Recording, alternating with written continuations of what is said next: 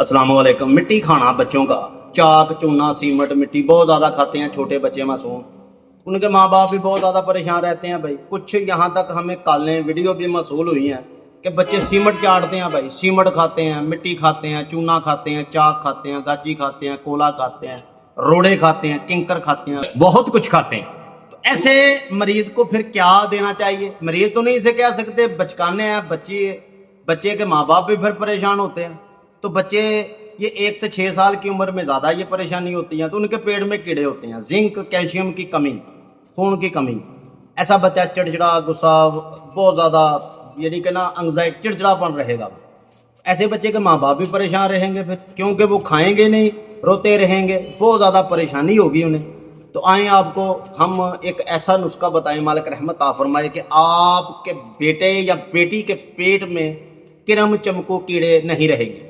तो कुछ कीड़े चमकू ऐसे भी होते हैं जो बहुत लंबे होते हैं, धागे जितने बारीक होते हैं, वो अंदर फंस जाते हैं। कुछ मीठा खिलाएं इन्हें। मीठा खिलाने के बाद आपने बाबड़ंग लेना, मालिक रहमत फरमाए, और असाब लेना आपने। ये बिल्कुल ना घास की तरह होगा, पीस लीजिए, शहद में मिला लीजिए भाई। तो इसे चने बराबर चटाना शुरू करें 3 टाइम। अल्लाह की पाक रहमत से ये तमाम परेशानी ख़त्म हो जाएगी। और किसी भी मेडिकल स्टोर पर आप आयरन का शरबत साथ दें, अल्लाह पाक की रहमत होगी इंशाल्लाह।